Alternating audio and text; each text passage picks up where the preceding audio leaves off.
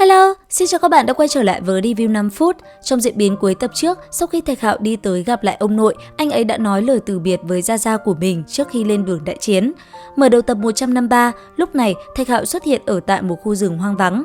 Đang dạo quanh nơi này, anh ấy bất chợt thấy một vệt sáng lóe lên. Hướng tầm mắt ra xa, Thạch Hạo thấy cái bóng kia bất chợt dừng lại. Giờ khắc này đây, hiện ra trước mắt anh ấy chính là Đả Thần Thạch cùng Hoàng Điệp.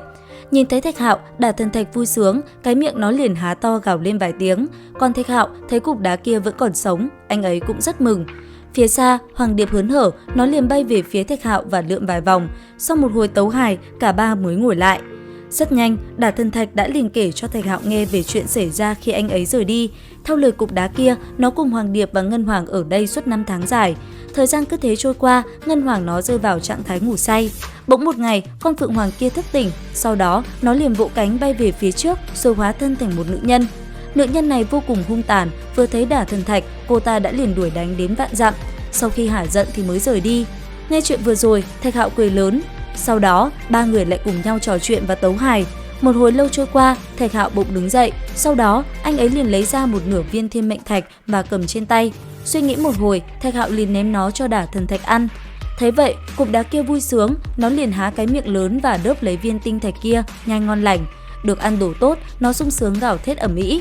Thế nhưng, không chỉ cho nó thiên mệnh thạch, Thạch Hạo còn cho nó thêm cả hỗn nguyên thạch, khiến cục đá kia sướng đến tận trời cao.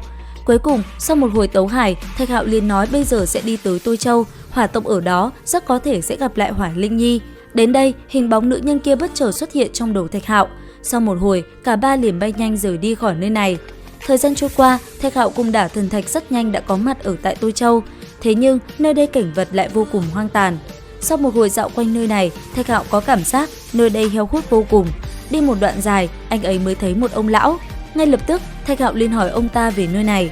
Và đáp lại, ông lão kia thanh âm đã liềm vang lên nói: nơi này từng bị nguyền rủa, linh khí thiếu hụt nghiêm trọng, không thích hợp ở quá lâu. Nghe vậy, Thạch Hạo hỏi lại: tại sao nơi này lại trở thành nơi nguyền rủa? Rất lâu trước đây, có một vài tên tới từ lao tù ở hạ giới bị trục xuất đến nơi này. Trong cơ thể có chảy tội huyết, dẫn đến cả châu này đều bị nguyền rủa. Nghe tới đây, Thạch Hạo nhíu mày, hỏi thêm vài thông tin nữa. Anh ấy biết ở đây từng có Thạch Quốc, đáng tiếc đã bị tiêu diệt. Cuối cùng, nắm được một vài chuyện, Thạch Hạo liền đi tới một ngôi làng nhỏ.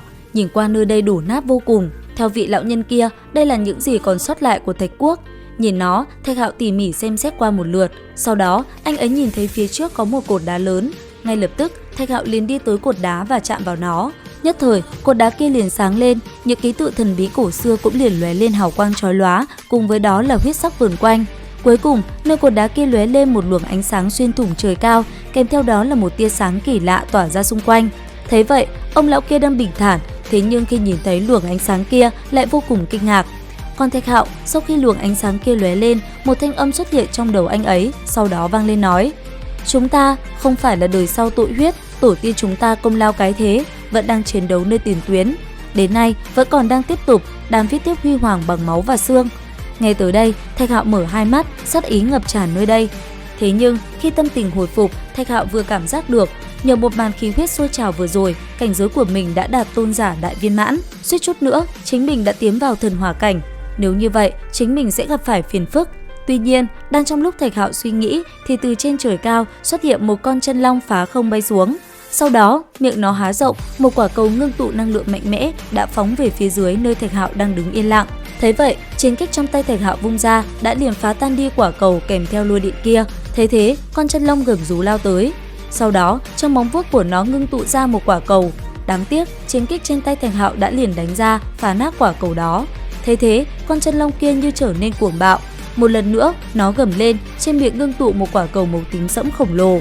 Phía dưới, Thạch Hạo vẫn lạnh lùng nhìn nó. Liệu rằng cuộc chiến này sẽ có kết quả như thế nào? Theo dõi kênh để biết thêm chi tiết nha. Xin chào và hẹn gặp lại!